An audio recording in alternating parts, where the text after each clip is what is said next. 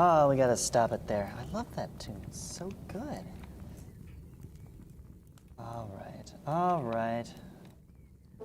Well, hello, good morning, everybody. Welcome back to Geometry Problem Solving Edition.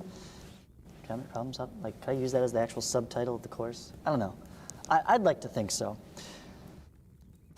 Anyways, today I have for you the problem set. Ideally, you got started last night, right? Because everybody follows the recommendations of their teacher. When he says you should at least read all of these tonight, you do that. You go home and you read the problems and you think about them. So that today, you will not be starting entirely from scratch. You'll be like, I already have a jump start on this, and I already got to the hard part, and now I can ask the teacher about it. I'm going to assume the best from you, right? Until you prove me otherwise. Anyways, so we have for you now 4 level 1 problems, and they are as follows. The x's in half of each figure can be counted in 2 ways. Either in this rectangle I have 1 plus 2, here's 1, and then here's 2, so I add them together. Or it's a 2 by 3 total rectangle, and I only took half of it. Okay? And then you can see the same thing in the big one. We have 1 plus 2 plus 3, or half of the 3 by 4 rectangle. See what they did there? It's a visualization of the equivalency of adding up these numbers or multiplying things. So it's a really neat problem in that it sets you up to uncover this arithmetic shortcut, okay? Which is kind of a clever way of doing this very visually. So I really enjoy that problem. I hope you have fun with that one too. Number 2, number of toothpicks required to form the following patterns. Aha, this one now is triangles. Remember yesterday we said, oh, there's a problem with the pentagons won't match up. You need to have those parallel sides. Well, the triangles found a way around their lack of parallel sides by flipping. Look, there's a swap, up, down, up, down. Look at that zigzaggy triangles all the way down. Okay, this one goes a little bit differently. If 41 toothpicks are used, how many triangles in the pattern? Aha! See, we didn't think of that before. Another way to ask questions about the problem. What if you go backwards? If I start with a number of toothpicks, how many triangles can I make? Right? So that'll be a fun one to do.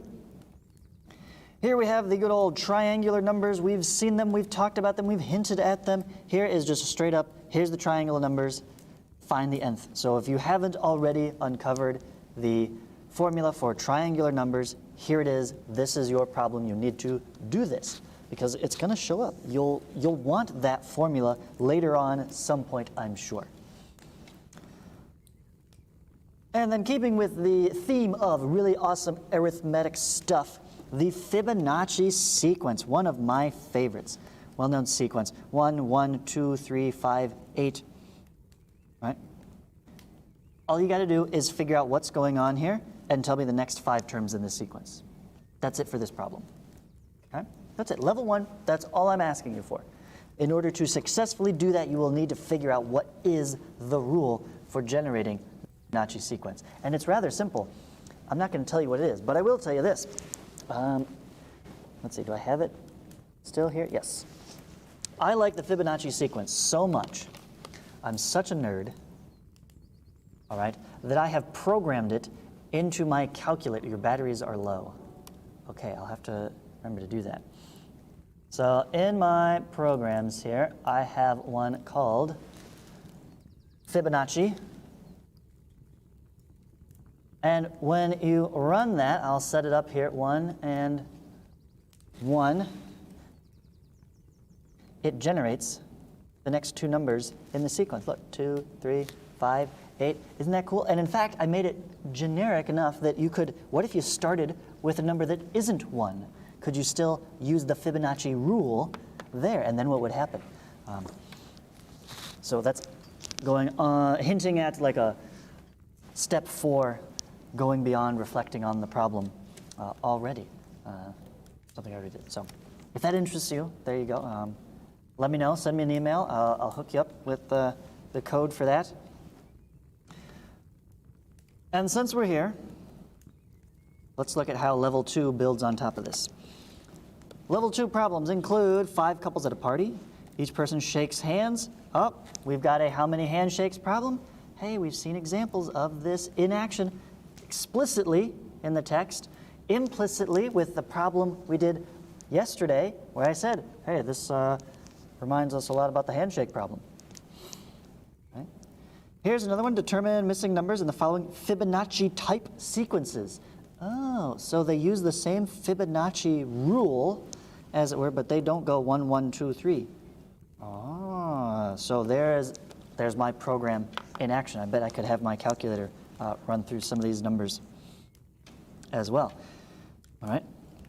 And then if you're a more visual person, you're here for geometry because you like the shapes and the pictures, well, here is the ultimate shape and picture for you. The Sierpinski Triangle. Pretty sure that's the pronunciation, Sierpinski. I could look up where he's from in a moment, right? But this is super awesome triangle.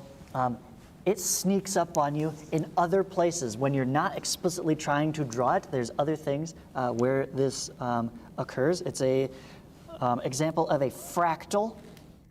Okay, really cool geometric term. We'll get to those more at the end of the year. So there's some questions on the Sierpinski triangle, another one of my favorites. Another thing I did in high school as a project, I drew a gigantic one of these. So imagine continuing this pattern, except filling a poster page. I drew that by hand because apparently I had nothing better to do. Don't judge. Okay. And then finally, level 3. If you really want to go all the way, some really fascinating, interesting stuff.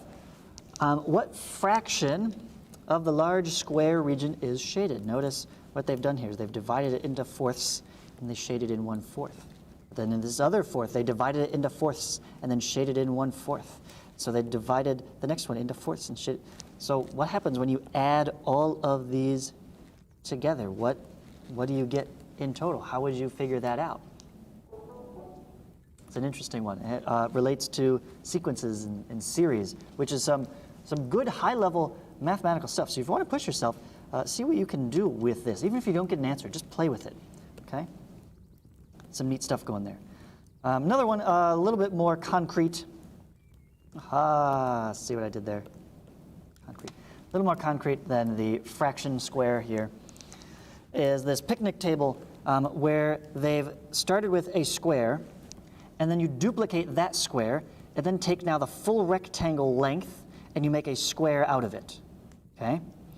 And now that square plus the previous one is now another rectangle, so you take that length, and then you make another square adding on there. And then you take, right, now this big rectangle is 3 plus 2 feet long, so make another square there, or this way. I don't know which side you want to go, if you want to zigzag around or do a continuous spiral, okay? Yeah, so give that one a look. This one's, I set it as a level 3. It's actually not super challenging. 35 I would definitely say is a level 3 challenge. This is probably pretty doable by everyone. But I want you to like save it for later, okay? So it's definitely, if you have the extra time, go for this. You can probably do it just fine, right? And it's kind of a neat practical application of rectangles. And do you recognize these numbers at all? Do they remind you of anything? Look at the lengths, the side lengths of these squares in order. Have you seen those numbers before? We've been talking about them all day. Okay. All right, that's enough for me. I don't want to give you any more hints, okay? It's more fun when you do it yourself.